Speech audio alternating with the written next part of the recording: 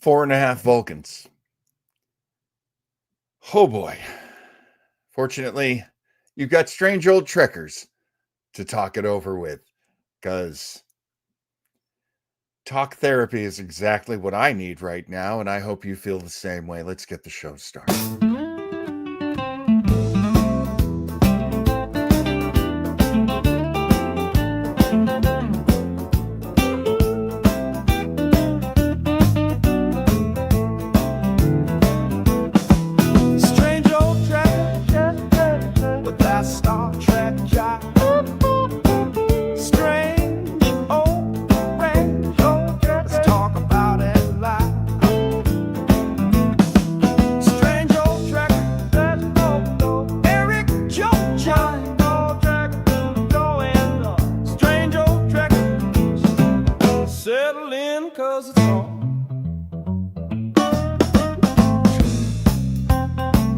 Oh my goodness, friends.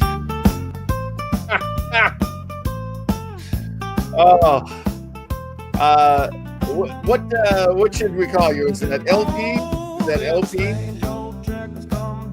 IP? Proton? Whatever you prefer. You tell us, because we love that you're here. Let's do that. Alrighty. It's time for Strange Old Trekkers, the show where your Star Trek fans from way back in the day, way back in the good old days. Okay, excellent. LP, welcome, LP. Your old pals join you to talk about strange new worlds. And I don't do this alone. I've got the rest of the crew here at SB80. Let's bring aboard the best damn first officer in the whole damn fleet, ladies and gentlemen. I think you know Commander Joe Townsell. Hello, Joe Townsell. How are you, sir? Captain John, I'm doing as well as can be expected. I think the one appropriate fitting part of this title is 4.5, because I found about 4.5 minutes of this episode tolerable. No, I take that back. It was all horrible. Every minute. And from below decks, he's a working man. He's no officer. He is a chief pettiness officer. Eric Kramer is with us. CPO Kramer, how are you feeling? Facepalm. So here's the thing.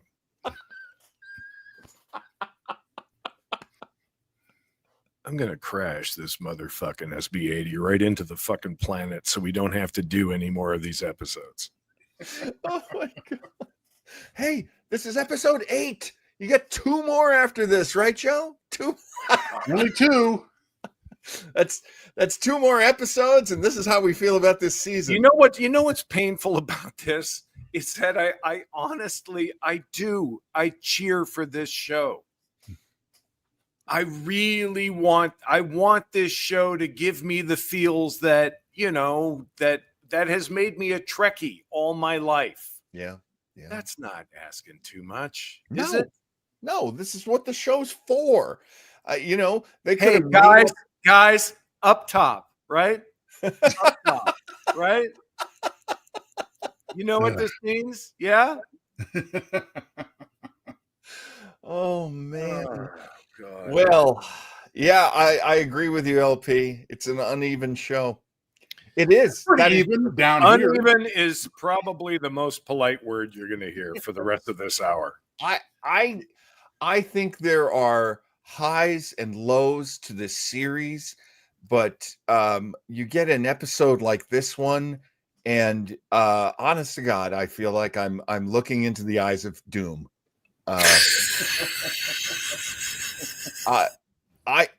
Because if how many rings we got on the glove? How many rings we got on the glove? No diamonds, jewels. The wild thing about this series is my question, which is, who is it for? You went back in time, Captain Pike, his the crew from the menagerie. We've got this beautiful tall brunette playing number 1. You've got you've got some people who will end up on those old scientists on the original series. You've got Uhura there. Scotty's in this episode playing a great role. I mean, Dr. Mabenga, like you brought us back for this, but we should really break it down, guys. Can I say something serious just for a moment before we get really into it? Please. A couple years ago, I had some pretty serious health issues, which prevented John and I from reacting to and watching, reviewing season 2, which was unfortunate across the board. But the one good thing that came out of that was I didn't have to sit through Subspace Rhapsody, but I was healthy enough to sit through this one. I mean, that. You know what? This episode had me begging for a musical number. And we almost got one. Well, we kind of got one. We kind of got one, which I will say, for me, I love the attempt. I absolutely love the attempt. I agree. And I'm gonna drop a name here. Our good friend of the show and ours personally, Tony Luna, says he cannot wait for the three of us to do our musical episode.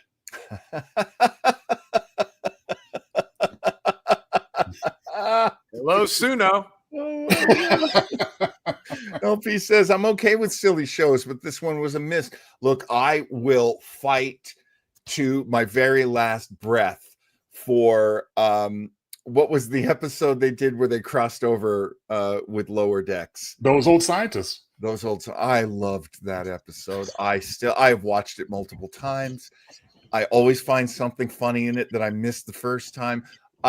I'm here for a silly episode. Even the original one from season 1 that does reference this one. Do you remember that one, Joe? Well, if you're talking about charades, that was just last year. Oh, was that last year? And that was no. It's the one where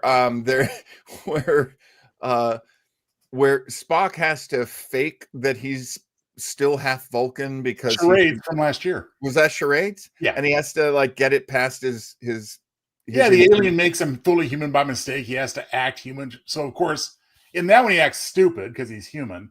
Yeah, and as we'll get into in detail, in this one they all have to act like arrogant robots because they're Vulcans. Let's get it going, shall we?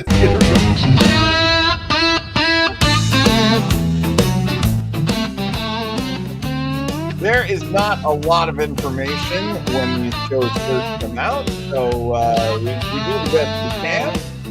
And I would like to offer my segment, which is called Genesis, and give you a little bit of information about this episode. So, we are, of course, in season 3. This is the 8th episode out of 10. This episode, 4.5 Vulcans, was co-written by a team of Dana Horgan, who I didn't find any information about. But congratulations, Dana. You got a script on television. Good for you. Good for you. Co-written with Henry Alonzo Myers. Now, Henry Alonzo Myers is quite successful in television. Myers served as a writer, executive story editor, and producer on Charmed. He also worked as an executive producer and writer on Ugly Betty, and continued to work on shows like Chuck and The Carrie Diaries. Executive producer and showrunner on Sci-Fi's The Magicians. And so that's who did some of the writing. It was also directed by Jordan Canning. Jordan Canning is from St. John's, Newfoundland, where my grandparents are from, and I love Newfoundland. But let's also look at what Jordan has done. Jordan was the director on Charades and Wedding Bell Blues. I bet, Eric, if you knew that, you might not have watched this episode at all. and actually, Joe, that might be true of you as well. Oh, I would have taken it for the team. I Okay, take Jordan. it for the damn team every week. yeah, he does. Jordan Canning was a director on many Canadian shows, Saving Hope, The Detail, the Baroness von Sketch Show. That will definitely come up in conversation later. Let's put a pin in that. But probably the biggest, most popular show that Jordan has directed was some episodes of Schitt's Creek, the very famous Eugene and Daniel Levy sitcom, which caught on here in the States. And that's pretty much it for Genesis. That's all I got for you right now. I mean, clearly, that's nice to know. Okay, LP says the Baroness show was hilarious. That's great. That's great. You know, you mentioned one of the writers writing some of the shows you mentioned, and those shows reek of relationship angst, which this one has in plenty. You know, I hate to bring it up every week, but there is that promo that they run where they say new worlds, new alien races, and new romances. That's how they're selling season 3 of this show, and we are stuck with that. So we do what we can. Eric, what's your upcoming Star Trek show again? What was the name of it? What, the USS Grey's Anatomy? That's it. Yeah. They spent so much time on that in this episode, didn't they? You know what? For people who want to get a little caught up, we have another segment here on the show.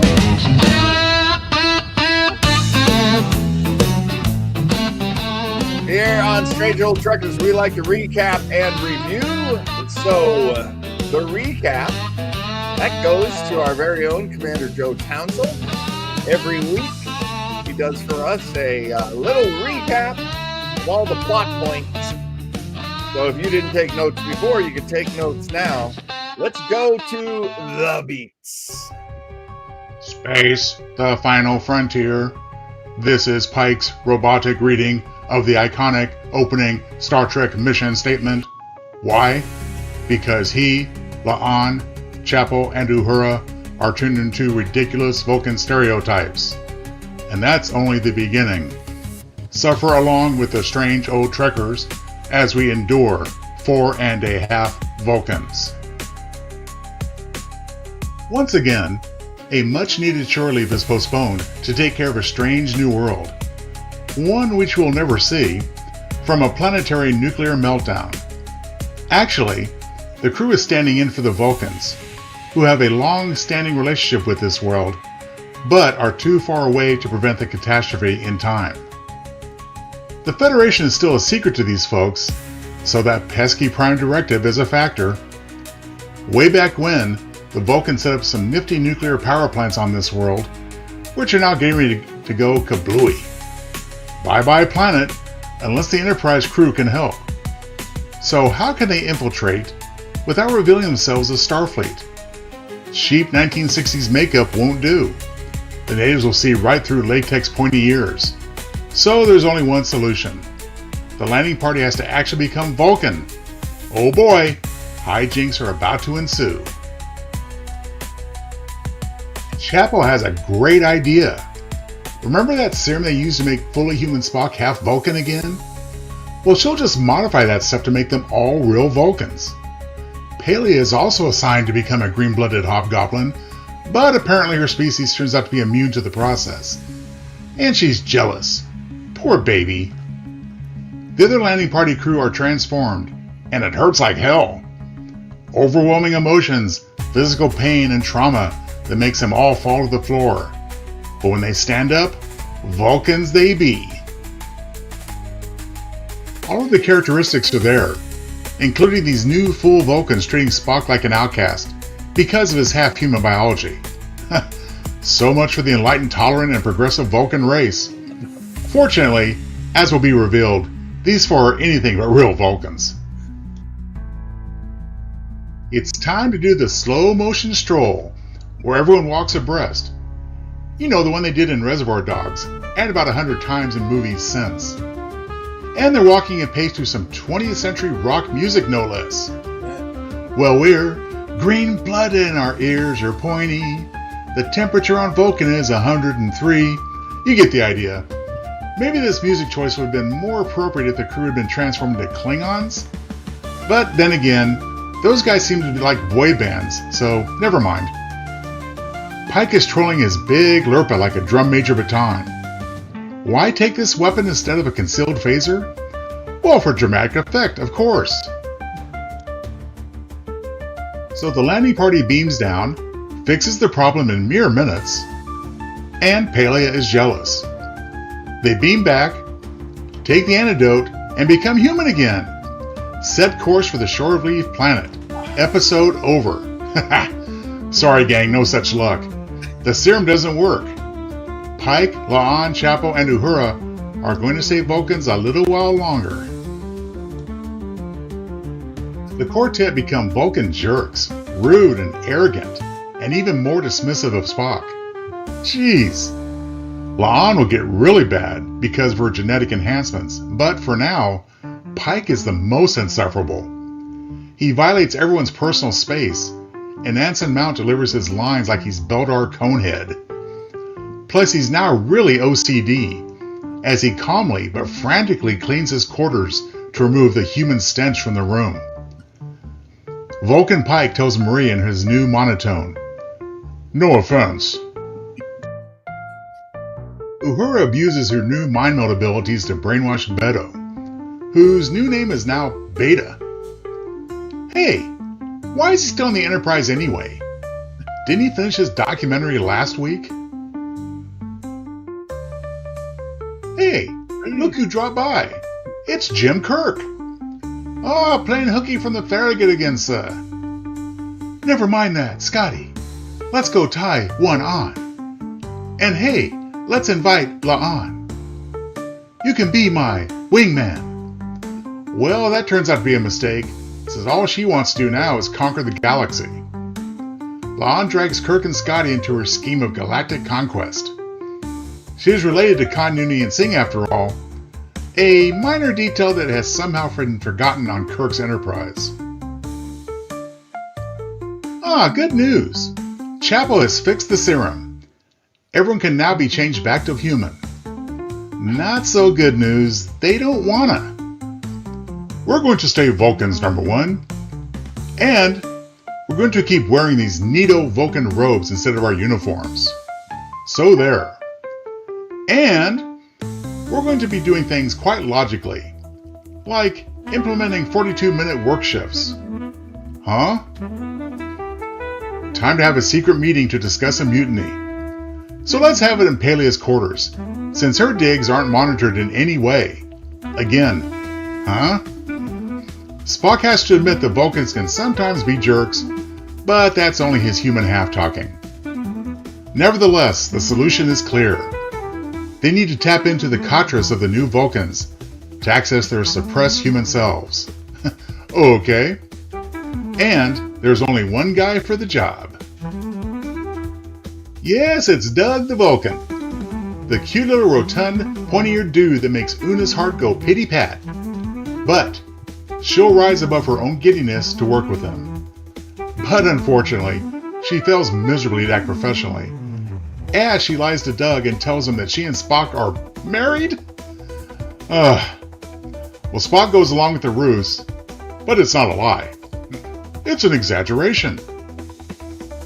Vulcan Admiral Passaic shows up for dinner with Pike and his girl Marie. Pike openly insults Marie in front of her boss, because that's what Vulcans do. Pike serves up some weird green sorbet, but it looks downright delectable compared to Christine's plomeek soup, which we'll see later. Marie tells them both off. Hey, you go, girl. Meanwhile, in the overused science lab, things are getting out of hand. La'an is planning a galactic war involving every adversary of the Federation. After a brief tussle where she kicks Kirk's butt, Scotty tricks her into grabbing something that shocks her into submission. Then, faster than you can recite a captain's log, Doug the Vulcan taps into the Katras of 3 of the 4 new Vulcans, and makes them human again. Hey, the episode is almost over, so this is all done off camera. And we have to save the minutes to have a fantastic post-credit scene. Stay tuned for that. So that leaves only La'an, who isn't giving up her new Vulcan biology so easily. Spock mind melds with her and enters her Katra, depicted here as an observation lounge for a dolphin tank. The troubled lovers start fighting, which devolves into yet another and highly inappropriate dance number. Finally exhausted and weary of this stupid episode, La'an agrees to change back to a human.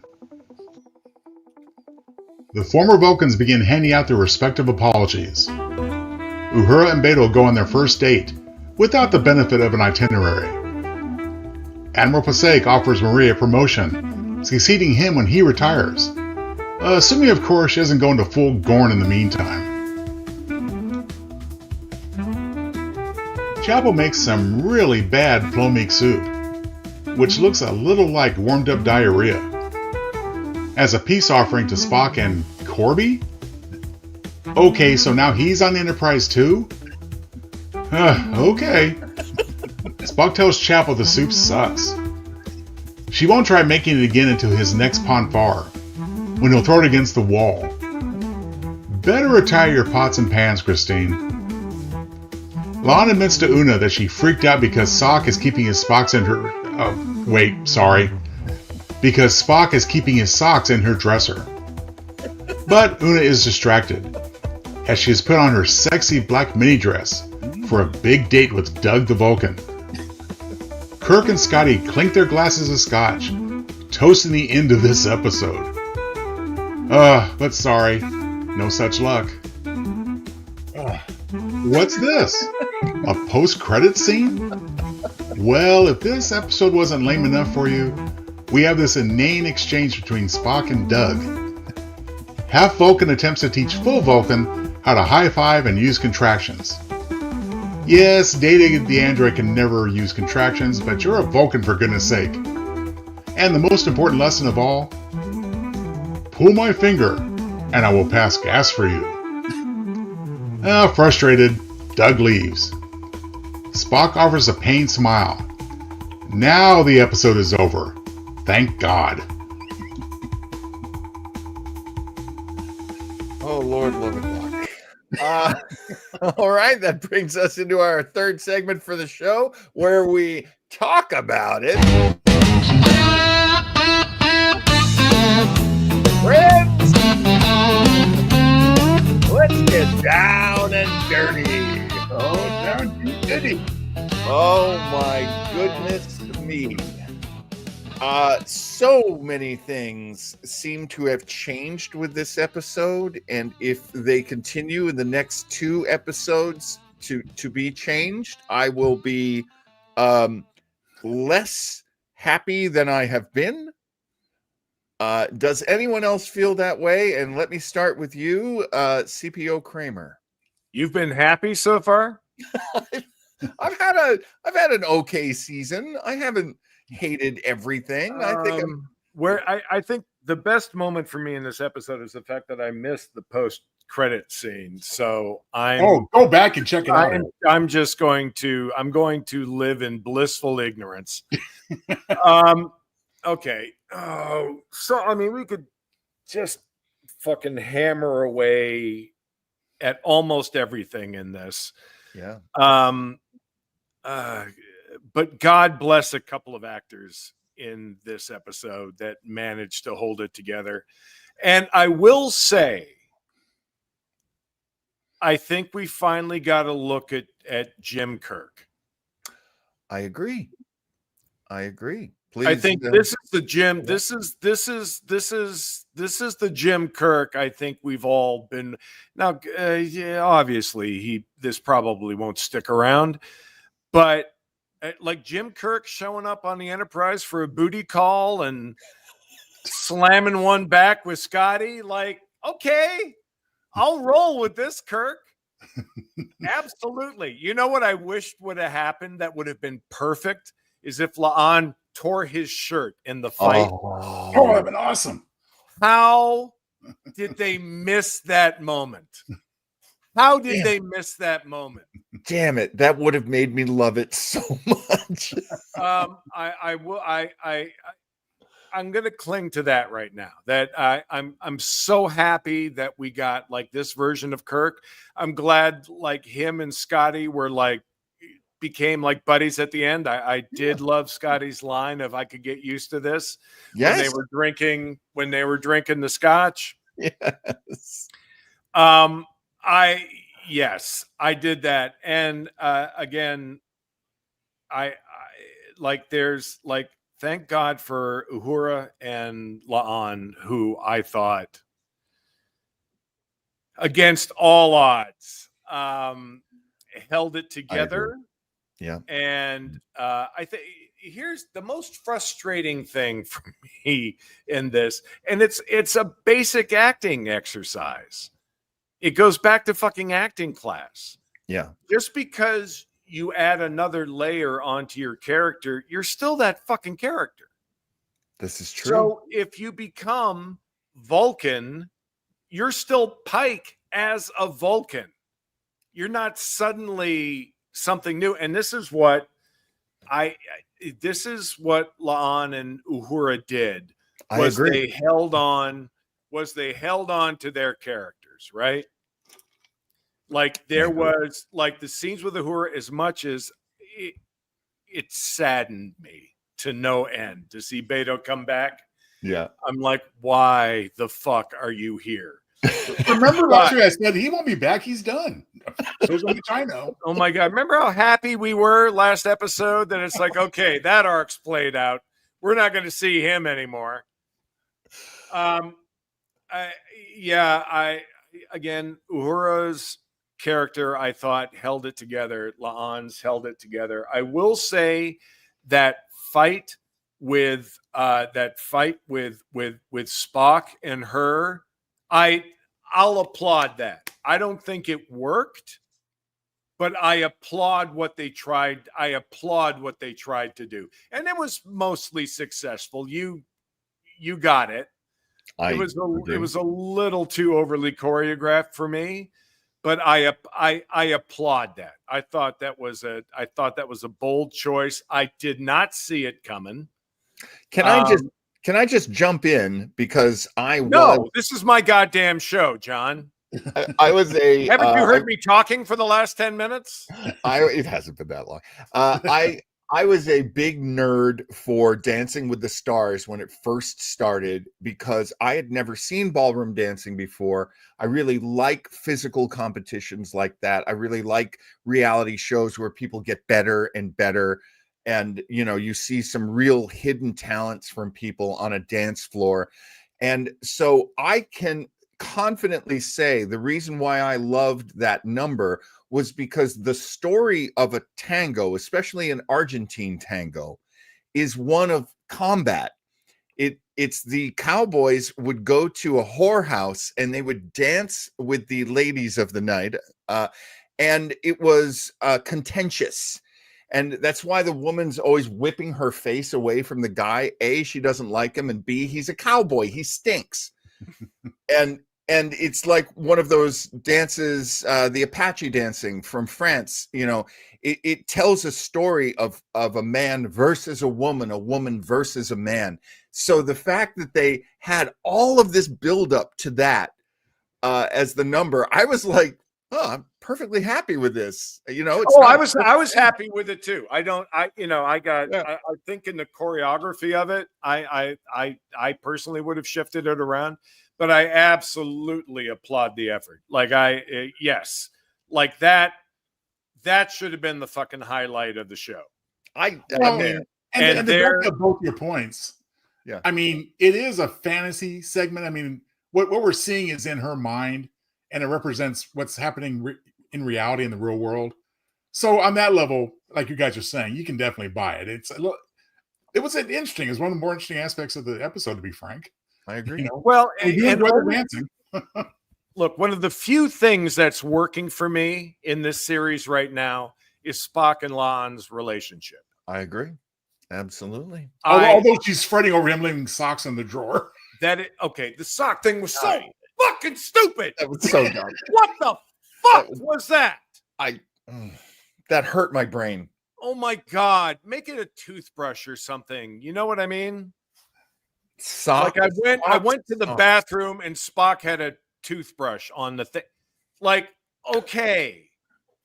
Fucking clean, folded sock. Like, that's it. He brought socks.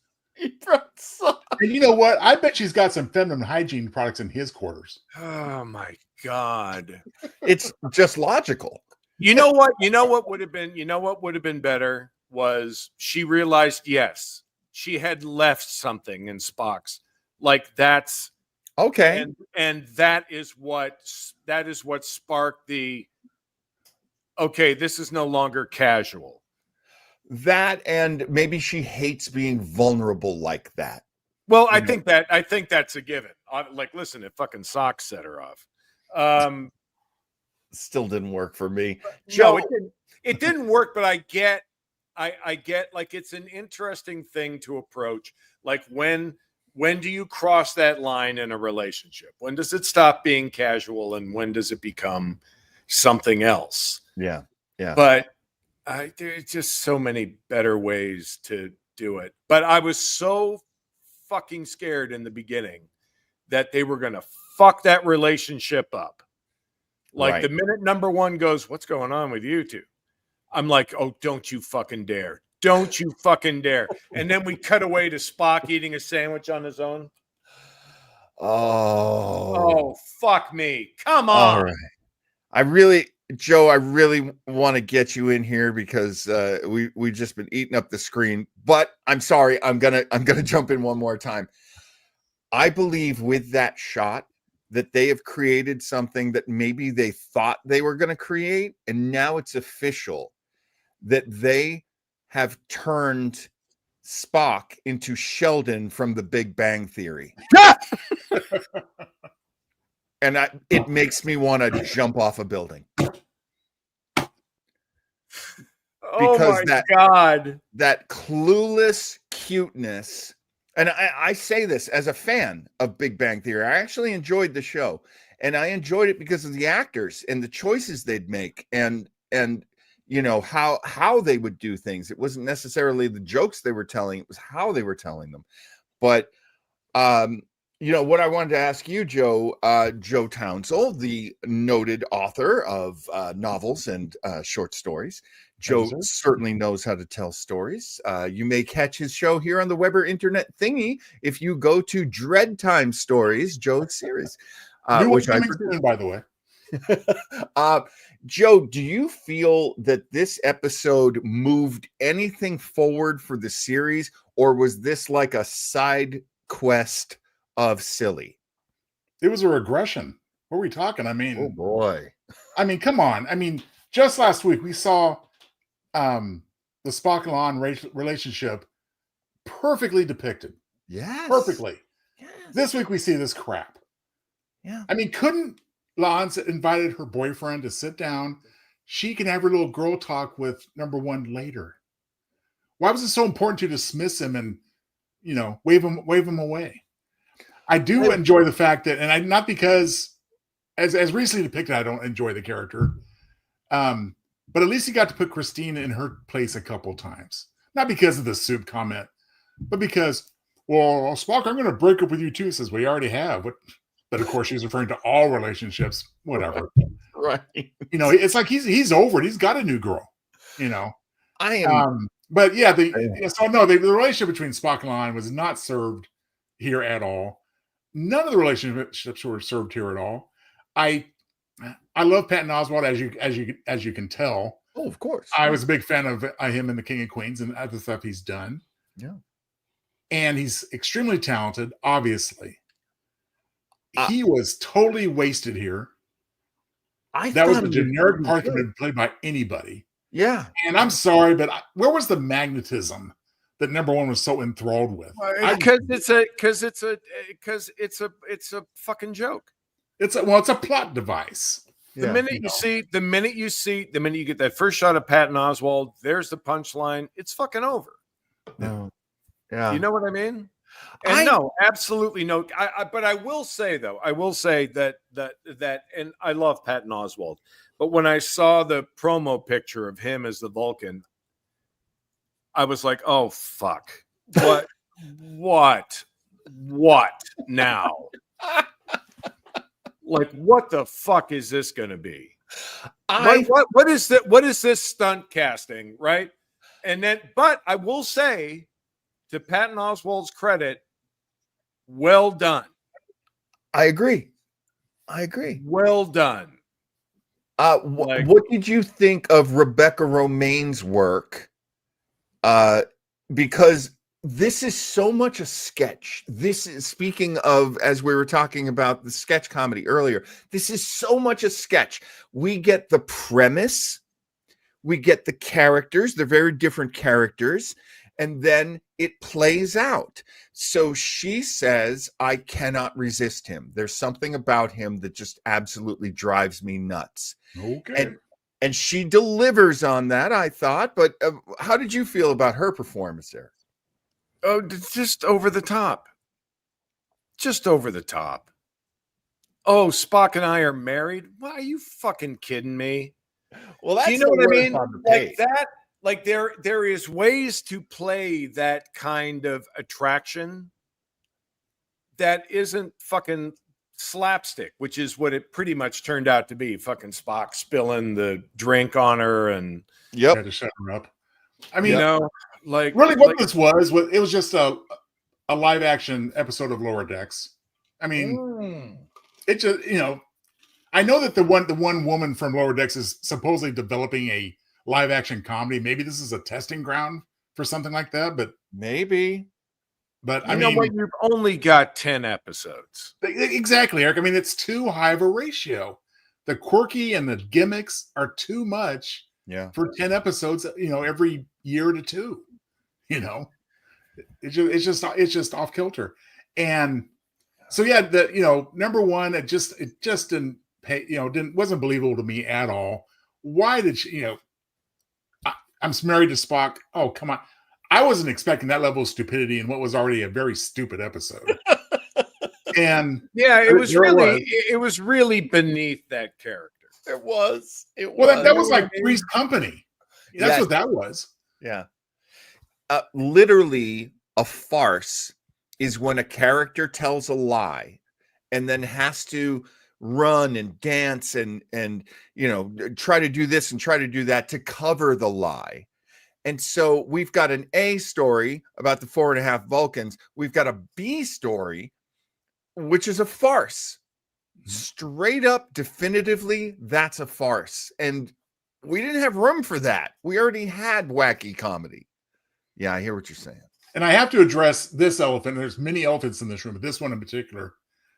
I mean, I agree totally with Eric. I mean, the one of the four that actually maintains her character and puts a Vulcan facade on top of it most successfully is Uhura. Yes. Celia Gooding. So kudos to her for that. Although I was not thrilled with her methods of, reining in her boyfriend. She asked his permission, but did he really know what he was getting into? But that's another debate. But the one thing I have to address is, okay, we're going to change into Vulcans physiologically. Mm-hmm. And they threw in a couple of random lines of dialogue about how it's how their mental states are thrust upon them. But my God, different hairstyles? What did that come from? Especially Pike's. I mean, different hairstyles. Let's talk about some of the things that maybe made you laugh or made you chuckle. I have my favorite one, and of course, it involves La'an, which is so funny because when we first started watching Strange New Worlds, I was like, I hate this character La'an so much, and now 3 seasons later, I'm like, Christina Chong can do no wrong. I like that. She's one of the anchors in this show for me. Absolutely. And as is that relationship with her and Spock. It It is a visual relationship. It is a real feeling relationship. All of the stuff with Nurse Chapel, I'm just like, what? And all I the wish stuff- they would stop making me hate that character. I always liked Nurse Chapel, and when I heard she was going to be a character on this show, I was thrilled. But everything they've done, wow, terrible. But I'm getting off my own subject. I wanted to point out the scene where Vulcan La'an and Vulcan Pike have that exchange where they say the thing that must not be said because in canon, no one knows the Romulans exist yet except for the Vulcans, and the Vulcans do not talk about it. So the fact that you've got two characters. Do the Vulcans know about Romulans? Oh, yeah. I don't know, John, because No, I don't think so. Because in Balance of Terror, encounter the Romulans, the first thing Spock says is, if they're an offshoot of my blood, which I believe they may be. and he was surprised when he saw them in Balance of Terror. He was as surprised by the look of them as anybody. Oh, wow. That's like 50 years, 55 years. Look at Joe and us bringing out our fucking flexing our nerd muscles on that one, huh? No, this is good. This is why we have a crew. Wow. Okay. So, but what's really cool is now I don't know this. Do you remember this, Joe? Because Joe's got the mind like a steel trap. Do you remember why La'an would know about the existence of Romulans? I can't answer that adequately. I mean, I went with one theory over the other in doing the beats. And because the very last thing said was you're taking on the characteristics of your ancestor with your inherited genetic engineering. Although it was heavily implied that she was taking on Romulan characteristics prior to that. Yes. But I don't know why that would make any sense. Yeah. I mean, yeah, they're related physiologically to Vulcans, but if they're making them all Vulcan, why would you have any Romulan characteristics? They did evolve into separate species. So to answer your question, John, I'm not real clear on that, to be honest. Interesting, because I thought Pike knew about it because did something happen during Discovery where he? Well, they've already met the fucking Romulans in this series. Romulans have already exposed themselves. Well, not in this series. Yes, it's too soon. You know what, Eric? I think what you might be thinking of. It was an alternate tale where it was a retelling of Balance of Terror. Yes, when Future Pike came, but that didn't really happen. No, it was a what-if scenario that the Future Pike presented. That's why La'an knew, because it had something to do with her alternative timeline episode with Kirk. I think you're right on that connection. Not you mentioned it. You know, this is why we really need to not watch these the night that they start, because I need other Star Trek nerds to write on Memory Alpha what this stuff is, what they're referring to. Being on the Vanguard is very difficult, folks. And I have to talk about my most bestest favorite character, Palea. Oh yeah. So we could just have. I mean, you should be able to have private conversations, but didn't we see last week that there really is no privacy on the Enterprise at all? I mean, cameras follow you into the bathroom on that ship. Although I have to say, you're asking about things that made us chuckle. I guess one of the few things that made me go, "Oh, that's okay," was when they were like having another private convo, and she's over there sleeping because of her 42-minute shift. Right. Yeah, that was funny. But that's the thing. She came, as we saw in the beats, as Joe pointed out, she came from Taxi. She's from the half-hour comedy world. and I really think, I hate to say it, but I think Jordan Canning was the wrong director for this episode, maybe this series. And hey, she's from Canada and she's local for them, where they're making the show. I get it. But Eric, comedy acting, especially in half-hour acting, and then acting to do a comedy episode, they're distant, are they not? Well, everything boils down to what you asked. It's sort of what you asked in the beginning of this. What is the fucking show about? Do you know what I mean? Yeah. Like you went back, you tossed this thing out about why are we going back and pulling Pike out? Because when we all saw the we all wanted to see that fucking captain. Yeah. Not one of the most ineffectual captains in all of Starfleet. Do you know what I mean? We wanted to see that crew. Now there's a couple of those, like number one, I think lives up to it. I'll forgive her this episode. Yeah. But she's always been an anchor for me in this show. Uhura has, La'an. God, Spock every once in a while gives me a flash of Spock, and I think we finally saw the Jim Kirk that we all like cheer for and kind of like. Yeah, I agree with that. Yeah. So, but this show is just so all over the fucking place. Yeah. Like you can't, I for the life of me do not understand what the Pike character was doing this episode. Well, there was sort of your point, Eric. Every one of those landing party people, including Pele, who couldn't go because the thing didn't work on her, of all 5 of those people, Pike served no purpose on that landing party at all, other than twirl his lurpa. Yeah, man, that's a good. But point. I mean, like, and I think we like pre-show we sort of discussed this. Like, it would fucking blew my mind. Like, why, as a director, do you not take him aside and go, you know what? Let's lean into this. Exactly. If each of the Vulcan, if this Vulcan layer is affecting who you are as a person, please, for the love of God, go back to that character and figure it out. Well, unless the director told him to do what he did. That's possible. That's that's also a possibility.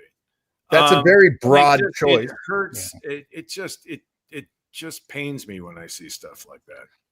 Honestly, and I did not want to say this, and I don't even want to say it now, but I ended that episode. I ended watching the episode when both of Nurse Chapel's ex-boyfriends show up. What the fuck? First of all, he's not now. He was just happened to be on the Enterprise. And 2, she has them over together. I don't get whatever the fucking joke is. He had to go to the Enterprise, Eric, because she called him subspace earlier. So he made a special trip to the Enterprise. You had a great moment to sort of set this Chapel Spock relationship right. You had a great moment where she could have had Spock over, sat him down, and the 2 of them could have just had a fucking honest conversation. And she, what she had alluded to earlier, I understand you more now. Like I get what this is, and I get how we got here. Do you know what I mean? And then you would have this really nice moment between the 2 of them. You would make me like that Chapel character, which I really want to. Yeah. And then send Spock back to his real girlfriend, who we're all cheering for. Spock La'an. I just want to get T-shirts made with that on it. I am going to buy you that. La'an. I'm going to buy you Christina Chong's album on which Ethan Peck sings. Oh my God! Have we gone full circle? Star Trek now? Are they singing on records now? They are singing on records. I found she posted a piece of the song on Instagram, and of course I'm a little fanboy, so I listened to it, and I was like, "Oh, listen to them singing together." That's my God, I love that. I think they really like each other. They are very different people. Obviously, they do. Like there is a chemistry between the 2 of them on screen that goes beyond acting and being in the character. You genuinely You genuinely like somebody when that comes across. That's what it is, isn't it? Have we talked about that? We have, right? Yeah. The chemistry is so real. Like Yeah, I Eric think, brought that up when he had the I first think they game. fell into that. Like I think that whole, I think it does. I think that decision was made like at Wedding Bell Blues. Yeah. Yeah, Like maybe. I think how can you not go to dailies and go, oh Jesus, look at this, right? We have lightning in a bottle here, folks, and I'm telling you, for me, this series, it like that. I have a couple of anchors in this, Yeah. and that relationship between the two of them is definitely one of them. Okay, Joe, guys, what what do you think of this? I'm gonna give them their cutesy combined name, and that's gonna be Spakan. And that's because it's cute, also because it gets the word con in there too. Laak. I mean, the one that the fans have been using was Laak, but I do like. Oh, really? Have they? Oh yeah. Oh yeah. I It's like you know that was coming real quick. They're locked hearts. The thing that I didn't want to say, the thing that I didn't want to feel, and it made me rage quit the show early. So I didn't see any of the very end of the show at all because I just cut out early. And I told myself, oh, you'll watch it again later. No, I did not. The question I wanted to ask, and I put it to the two of you, talk me down from the ledge. I'll try. Is Anson Mount not a very good actor? I'm gonna say he's good I've actor. seen Gotten bad him. direction from I've time to seen time. him do. Listen, you go back to the pilot episode. Yeah. Yeah. You go back to the pilot episode, and that's the captain you want on the ship. You know what, Eric? Go back to Discovery when he was on it, and that's the captain you want. Oh yeah. Like He took believe charge. me, I didn't watch Discovery enough to get to those episodes, but I saw them on YouTube. There you go. Because they're free now. But no, no, you know what? Again, like I don't understand how we got to this place with that character. I just don't. Like that. I don't either. You know what I mean? That I tell you that Pike in the first in back in season 1 in the first couple of episodes, that's the Pike from the cage. Yeah. You know what I mean? That's the tired. You bet I'm tired. That's that guy. Yeah, Eric, look, you've been around television most of your whole life now, in front of the cameras. Is this Anson Mount is bored and he wants to try different things? Is this the producers and the writers going, hey, Anson can do anything. Let's throw anything at him. Like, I don't want to go to this place with him because I don't think it's fair because I don't know. I really don't know what's going on. Like I say, nothing against him. The first couple of episodes of Strange New Worlds, I loved him. I loved that character. Yeah. I don't know if what happens sometimes is you get carried along in the wave of silliness that happens. True. Do you know what I mean? And they made a conscious effort that suddenly everybody was going to be Ryan Gosling, not Ryan Gosling, Reynolds, Ryan Reynolds. Yeah. That suddenly the show was going to be Deadpool and Ryan Reynolds, and everybody was going to be like quick and witty, and it was all going to be like little snappy one-liners and damn it, that's when I think this whole series just went off the rails. Like, Joe, you had a point? Well, I was going to a point and a question for both of you. I don't know if this is a real term or if I'm just making it up, but could Anson Mount be considered to be what I'm thinking of is a director's actor, meaning he's going to follow direction maybe more than other actors might, and that's why we get some of these results? Because to serve my point on that, do you think that he went to the director saying, I want to do a different version of the opening narration? I don't think so. No. They asked him to do that. That was like, you know what, we're going to tie this in, and so we want you to do this. Well, that's what I'm saying. It just seems like he went against his own instincts almost to satisfy the requirements of the director. That's what it feels like to me. Yeah, there's also a weird little thing that happens, and God knows I've been guilty of it on many an occasion, is that you don't want to be left out of the fun. Yeah. Yeah. Do you know what I mean? But this show needs, what this show desperately needs more than anything is a straight man. Yes. Yeah. They need a leader. They need a leader that is going to command the Enterprise. That's what this show needs. And at times that has been Una. But the B story, the smaller story with Una in it, is oopsie, I have to now meet this guy, and it's so difficult because I find him so hot. Oh, and by the way, I love the idea of a guy in her life that they break up, they get back together, they break up, they get back together. You're bad for me. You're tired. Fuck you. Oh, let's go to bed. Like I love that. I love that idea, and I love that as a storyline for her. It was just like, what are you kidding me? Like, this is the result. It was. I felt like it was kind of underserved. And so she did a lot of that because it wasn't in her lines, and the direction wasn't heavy, which would have been nice if they were playing it straight.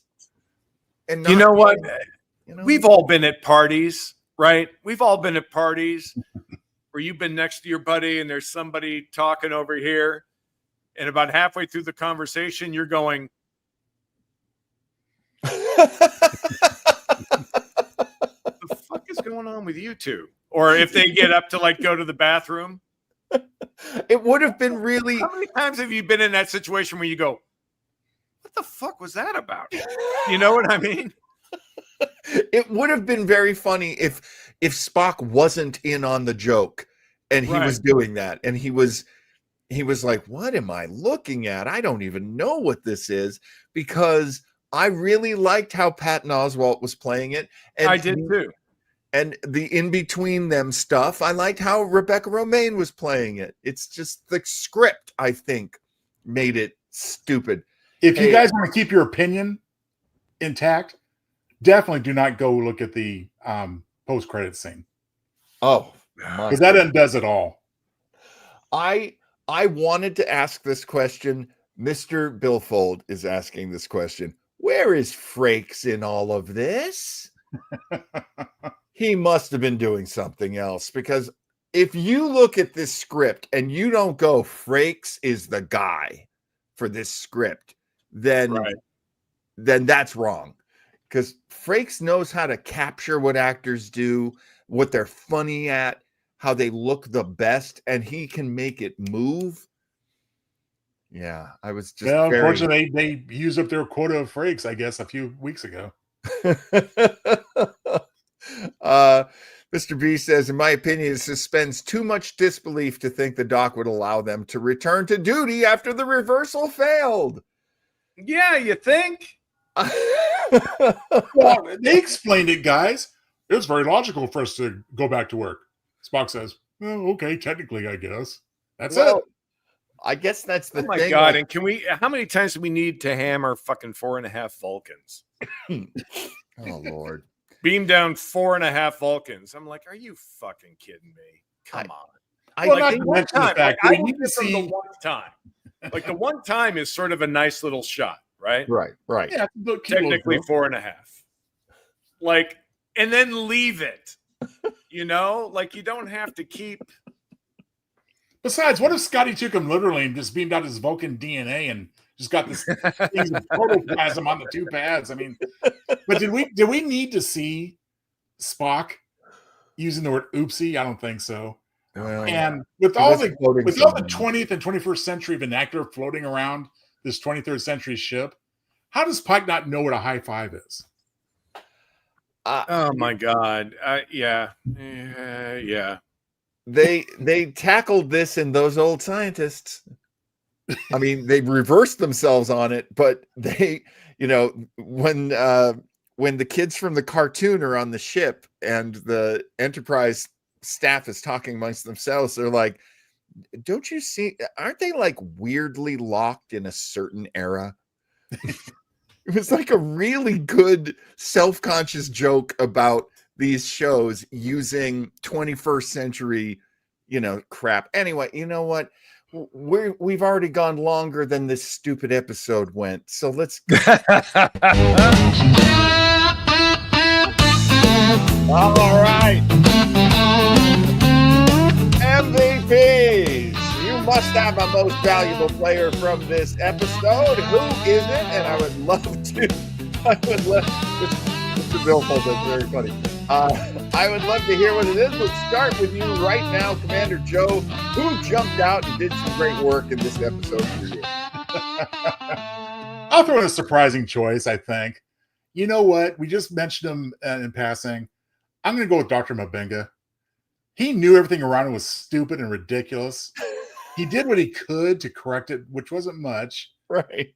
I guess I'm going with him just because, we did give kudos to a couple of the Vulcans, as far as not getting too far out of character.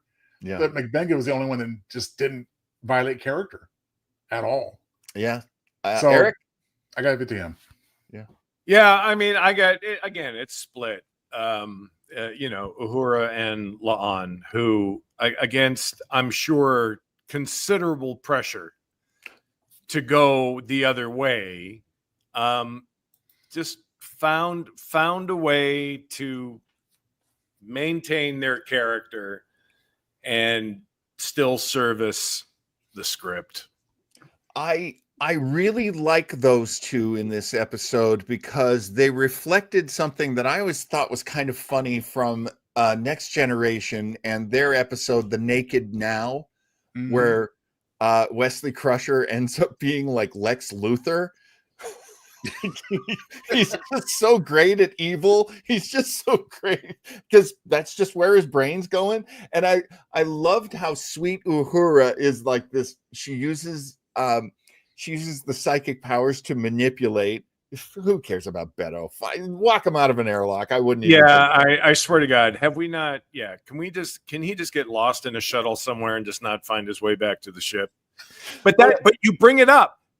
Like, look, if you are ever asked to play a Vulcan, go watch 6 episodes of the original series and just focus in on Nimoy. Yes, and what he does. And what you said about Uhura is like she played the logic of the situation. Exactly. Well, you say you want this, but this is what you do. Right. Wouldn't it make more sense to do? You know what I mean? She's truly dispassionate. She actually reminded me of the Vulcans from Enterprise, which were, they weren't likable characters at all, but they were certainly understandable as what a Vulcan is, what a full-blooded Vulcan is. However, my MVP for this week is Paul Wesley as James Kirk. Oh, good call. Good call. I like that. Because I'm seeing Paul Wesley finally being a Kirk that I can go, yeah. This was the first episode that I went, there's my guy. There he is. And this friendship between him and Scotty, especially that he's the guy pulling Scotty out of being such a bookworm, kind of a nerd. I love that. He's teaching Scotty how to drink. I love that. I hope they don't lose that. I hope that we really start to get, I hope Scotty really grows up quick here in the next 7 episodes? Yeah. I think he will. I think they're marching him towards doing, and that's a good thing. And it's a good character arc. Let's see. Did we do? No, we need to do this. My goodness, Joe Townsville always so good at pulling out the trivia and the Easter eggs and all the hidden little things. Did you find anything in this episode? Because it would be like finding a needle in a pile of crap. in a big bowl of plomeek soup, you mean? Now, I got a couple of things here that are of interest. The first one might be a little bit of a stretch on my part. I prefer to think it's an intentional homage. Maybe it's just a coincidence, but I did find it funny that Patton Oswalt's character is named Doug, which, of course, when he was on The King of Queens, was the name of the main character there, Doug Heffernan. So Oh, Maybe it's a direct homage. I hope so.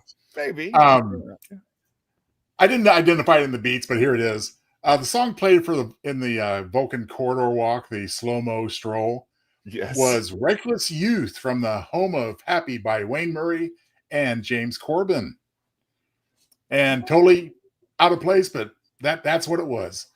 That moment reminded me so much of the Kelvin films with like, Sabotage. Yeah. let's just make Beastie Boys the music of this episode. Or this movie? Why not? That it's weird choice. Weird choice. Speaking of Patton Oswalt, is actually his second time with the franchise. I didn't know this before looking it up, but he the first was his voicing of Spot 73 for Star Trek Picard. Okay, wasn't aware of that. Okay. And he also has written comic book stories for IDW's Star Trek series. So I didn't know. Oh, I didn't know that, but it doesn't surprise me. Yeah. So he's definitely a fan. He's definitely getting some good work in there, despite this week what he had to work with. Yeah. I dig him, and I think they set him up to be something he played against, which I thought was a really nice move on his part. I agree. Here he really was. Nice move on his part. An experienced sitcom actor not playing it sitcom. Even though that's where everything was pushing it, he was true to this role, and I really liked his work. I think it's like the most subtle work I've ever seen him do. I really appreciate it. I mean, I agree with that, but just such a great choice as an actor to not go where everybody else was going. Yes, you know what I mean? Yes, because as a guest star, mind you, he's more than a guest star. He's a well-known, has lots of clout, is a huge nerd for that world. Do you know what I mean? Absolutely. So he's got a lot more pull than somebody they would have cast out of Toronto. But kind of like when they had Jason Alexander guest on Voyager. I agree. They were so good at stunt casting that if this is part of that, I'm like, yeah, you guys are just getting better and better. That's really good. You know what?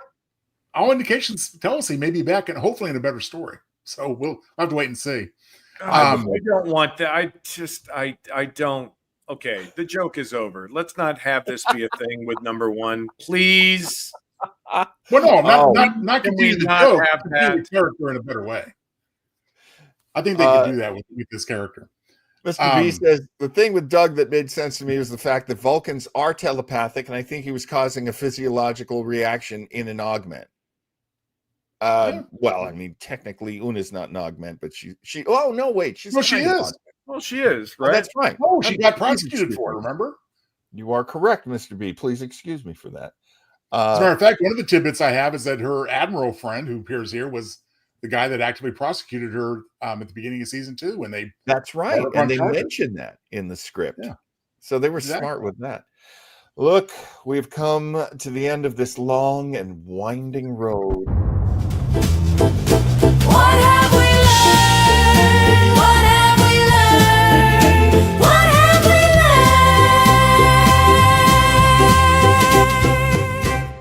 Eric Kramer, what have we learned? No, I don't know.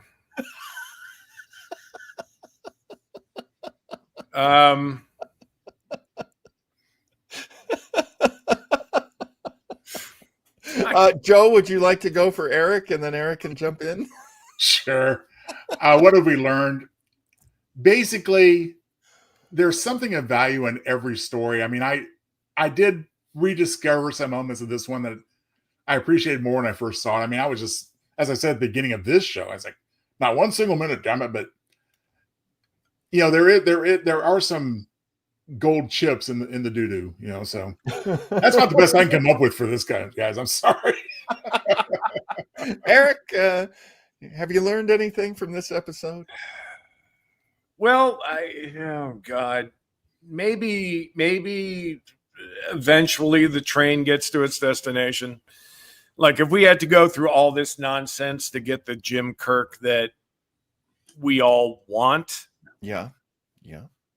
then it's worth it. If the way they wrote him before is how they felt, is the journey they felt they needed to take to get him to the guy that we all know and love and cheer for and would follow to the ends of the earth if he doesn't fucking run away crying and go stare at his chess set,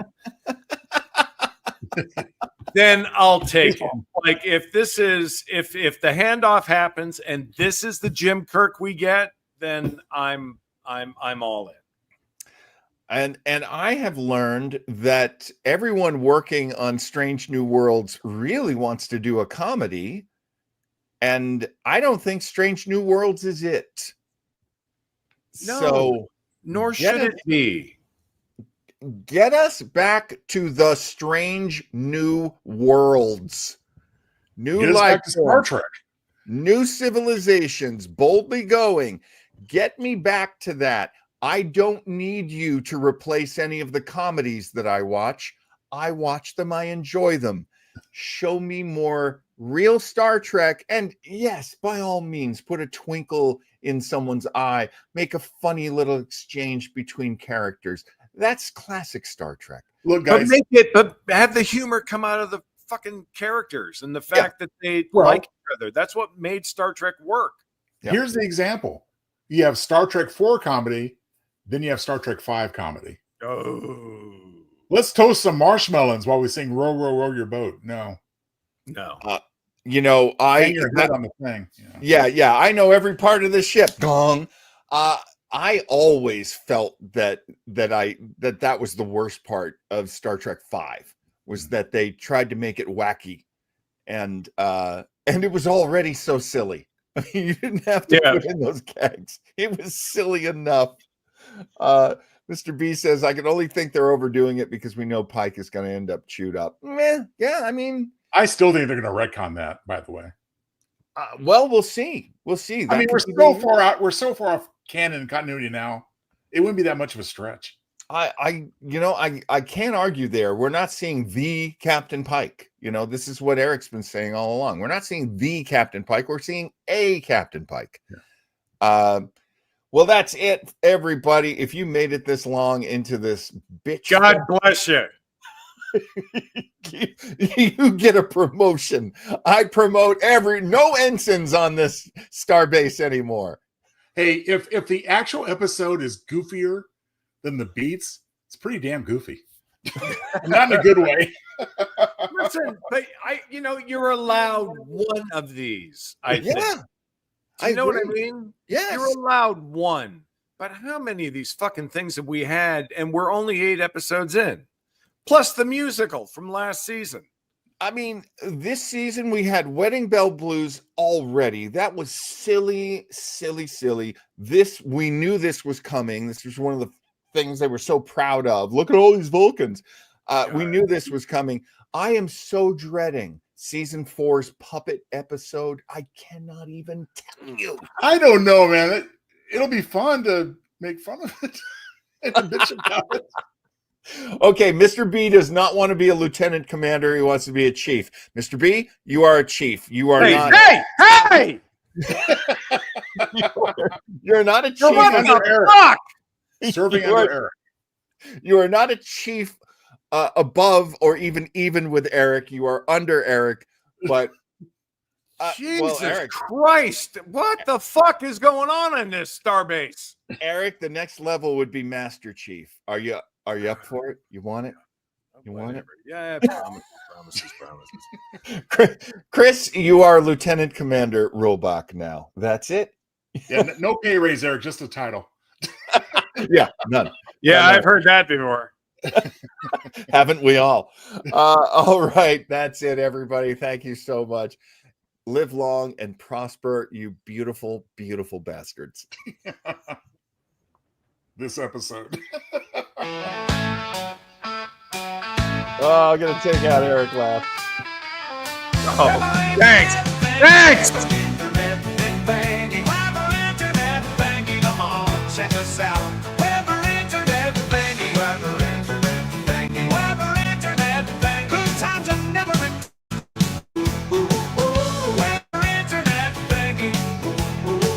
Come